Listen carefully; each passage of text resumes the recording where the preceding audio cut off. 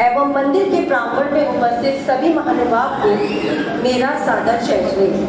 आज दशलक्षण पर्व के अंतिम दिवस उत्तम ब्रह्मचर्य के दिन मैं विष्णु कुमार मुनि के विषय में अपना यथा योग्य ज्ञान प्रस्तुत कर रही हूँ। भारतवर्ष में हस्तिनापुर नाम की अति प्राचीन नगरी है, जहाँ पर राजा महाप्रथम अपनी रानी लक्ष्मीपति के साथ राज्य किया करते थे। इनके पद्म तथा विष्णु कुमार नाम के 2 पुत्र थे। राजा एक दिन संसार की दशा का विचरण कर रहे थे, तब उन्हें संसार बहुत दुख में दिखाई दिया। राजा के मन में तभी वैराग उत्पन्न हो गया। उन्होंने अपना सारा राजपाट अपने बड़े पुत्र पद्म को सौंपकर अपने छोटे पुत्र विष्णु के साथ वन को चले गए। वन में शुद्ध सागर जी से दीक्षा ग्रहण की।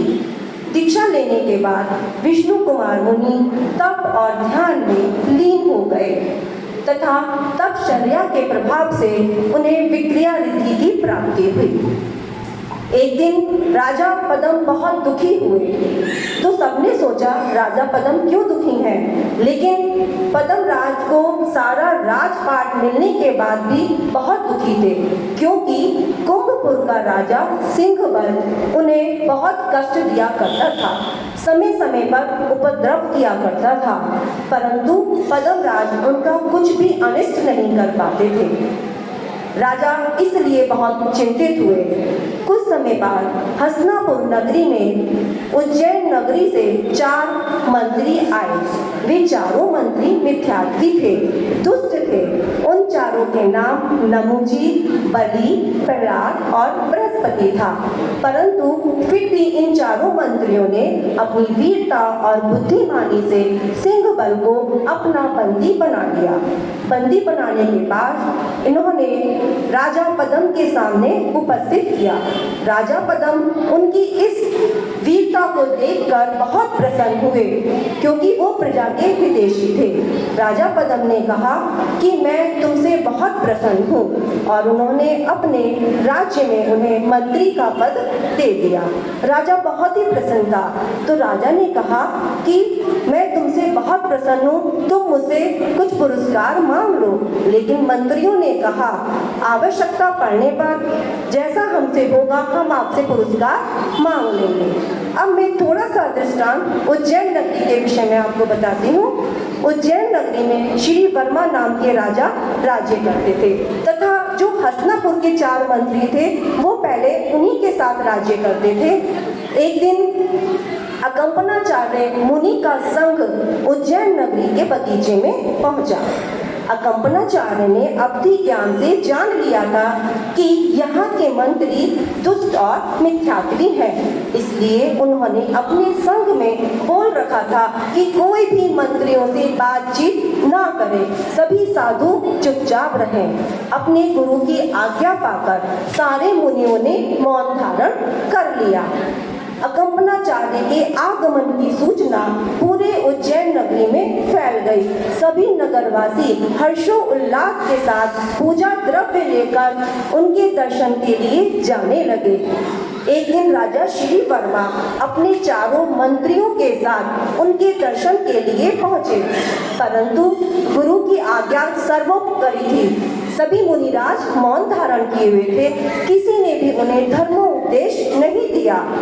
अब मंत्री ने श्री वर्मा के कान भरने शुरू कर दिए। श्री वर्मा अपने महल की तरफ वापस लौट रहे थे, तो मुनिराज बोले कि ये मंत्रियों ने कहा कि ये मुनि महाराज तो ढोंगी हैं, इन्हें कोई ज्ञान नहीं है, ये केवल मौन धारण करने का नाटक कर रहे हैं। श्री वर्मा ने चुपचाप ये बात सहन कर ली, परंतु एक मुनि महाराज थे जिनका नाम था शुभ सागर। उन्हें गुरु की आज्ञा पता नहीं थी कि हमें मौन रहना है। वो आहारचर्या के पश्चात वापस लौट रहे थे। तभी चारों मंत्रियों ने कहा कि कैसे बैल की तरह मुनि महाराज चले आ रहे हैं। अब शुभ सागर ने जैसे ही ये शब्द सुना, बैल की तरह चले आ रहे हैं, तो उनसे रहा नहीं गया और उन्होंने मंत्रियों से कहा, यदि कौन बैल कौन ज्ञानी, इस बात का पता तब चलेगा जब हम शास्त्रार्थ करेंगे। मुनियों ने उनके साथ शास्त्रार्थ करना प्रारंभ कर दिया। मुनि महाराज ने अपने ज्ञान से चारों मंत्रियों को परास्त कर दिया। अब शुद्ध सागर जी ये समाचार लेकर अकंपनाचार्य जी के पास जाते हैं और उन्हें सारा हाल बताते हैं। अकंपनाचार्य जी ने कहा, ये तुमने क्या कर दिया? आप अवश्य ही हमारे संघ पर कोई उपसर्ग होने वाला है। अब उनसे कहा, ये तुम्हारा प्रायश्चित है, तुम उसी स्थान पर जाओ जहां तुमने शास्त्रार्थ किया था। रात्रि भर तुम वहीं पर कायोसक करो। अब चारों मंत्रियों को अपने अपमान की बात सहन नहीं हो रही थी। उन्होंने रात्रि में उसी स्थान पर जाकर यह योजना बनाई कि हम मुनि पर तलवार से प्रहार करेंगे। परंतु नगर देवता, सारे देवतागण मुनि शुद्ध सागर से बहुत प्रसन्न थे। जैसे ही उन्होंने मारने के लिए तलवार उठाई, वहां के नगर देवताओं ने उन 4 मंत्रियों को वहीं पर कील दिया। चारों मंत्री जैसे के तैसे ही खड़े हो गए। जब श्री वर्मा को ये हाल पता हुआ तो उन्होंने चारों मंत्रियों को बुरी दशा करके अपने उज्जैन नगरी से बाहर कर दिया। फिर ये चारों मंत्री हसनापुर पहुंच गए थे। अब हसनापुर में पहुंचने के बाद कुछ समय के पश्चात आचार्य अकंपनाचार्य जी का संघ आया। जब चारों मंत्रियों ने अकंपनाचार्य जी को संघ को देखा तो उन्हें अपना अपमान याद आ गया कि किस तरह से हमारा अपमान हुआ था, और उन्होंने बदला लेने की योजना बनाने लगी। उन्होंने कहा कि राजा पद्म तो बहुत धार्मिक प्रवृत्ति के हैं, वो हमारे मार्ग में कांटे की तरह हैं। वो ऐसा कभी नहीं होने देंगे कि हम उनसे बदला ले पाए। इसलिए चारों मंत्रियों ने अपना राजा पद्म से पुरस्कार मांगा। बोले, महाराज अब हमारे पुरस्कार मांगने का समय आ गया है, आप हमें पुरस्कार दीजिए। राजा लाचार था, वचनबद्ध था, इसलिए उन्होंने मंत्रियों के कहने पर 7 दिन का राज्य उनको सौंप दिया। अब क्या था, राजा ने 7 दिन का राज्य तो सौंप दिया, लेकिन मंत्रियों ने उसी समय सब त्राही त्राही मचा दी। मंत्रियों ने सोचा अब हम क्या करें, तो जहाँ पर आचार्य श्री का संघ विराजमान था, उन्होंने उनके चारों तरफ एक बाड़ा बनवाया। बाड़े में उन्होंने खूब लकड़ियां जलवाई, मुनियों के ऊपर झूठी तथा दुर्गंधित वस्तुएं फैलाई। पूरे बाड़े में इतना धुआं हो गया जो मुनियों के लिए असहनीय था। ये एक बहुत पीड़ा हो रही थी मुनियों को। परंतु समय की बात है, मुनियों ने धैर्य नहीं छोड़ा। उन्होंने कहा कि जब तक ये संकट नहीं टलेगा तब तक हम अन्न जल का त्याग करते हैं। तभी सभी साधु ध्यान में लीन हो गए और आत्मा का चिंतन करने लगे। श्रावण सुदी पूर्णमासी का दिन था। आकाश में श्रवण नक्षत्र का उदय हुआ था। साधुओं के ऊपर इतना अन्याय हो रहा था, सारा भूमंडल कांपने लगा। तभी ब्रह्मजीष नामक क्षुद्रक ने ज्योतिषी विद्या से ये जान लिया कि कहीं साधुओं पर उपसर्ग हो रहा है।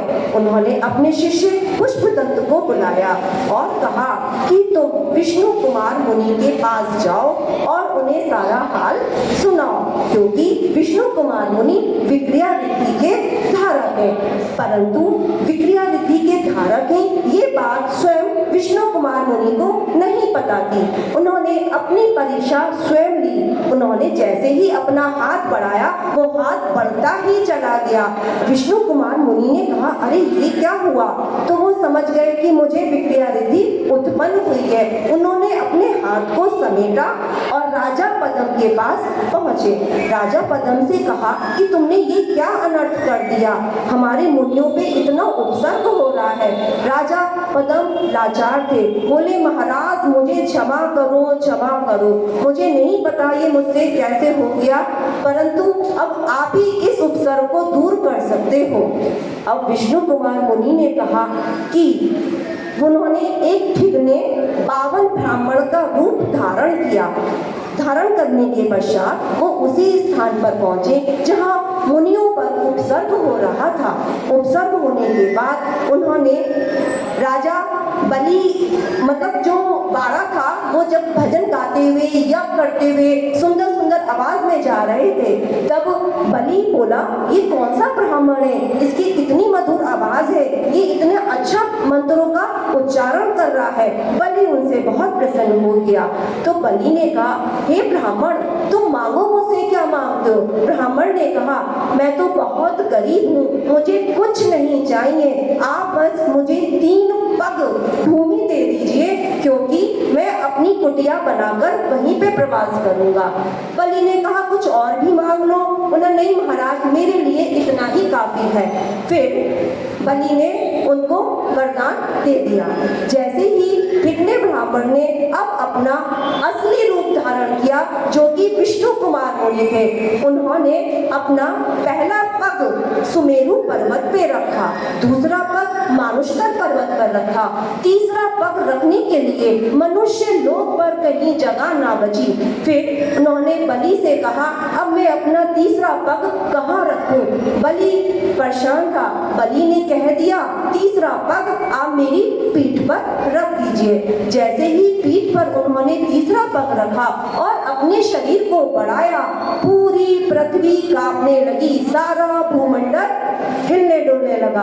अब वहां के देवता भयभीत हो गए और विष्णु कुमार मुनि के पास क्षमा याचना के लिए पहुंचे। बोले, महाराज क्षमा करें, क्षमा करें, क्षमा करें। विष्णु कुमार मुनि ने अपना पाँव उसकी पीठ पे से हटा लिया। अब राजा पद्म ने बलि को बंदी बना दिया। इसके पश्चात विष्णु कुमार मुनि के द्वारा हमारे मुनियों का उपसर्ग दूर हुआ। उपसर्ग दूर होने के बाद विष्णु कुमार मुनि ने अपने इस कार्य का घोर पश्चाताप किया और तपस्या कर केवल ज्ञान प्राप्त कर सिद्ध हुए। श्रावण सुदी पूर्णिमा के दिन ही, इस तिथि के दिन मुनियों के धर्म की रक्षा हुई थी।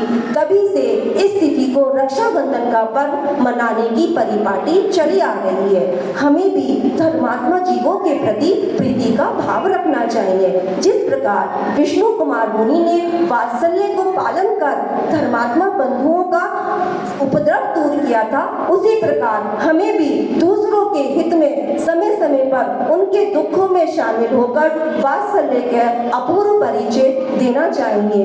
बंदो श्री जिनदेव पद, बंदो गुरु आचार, बंदो विष्णु का कुमार मुनि, कथा कहूँ हितकार। इन्हीं शुभ भावनाओं के साथ जय जिनेन्द्र।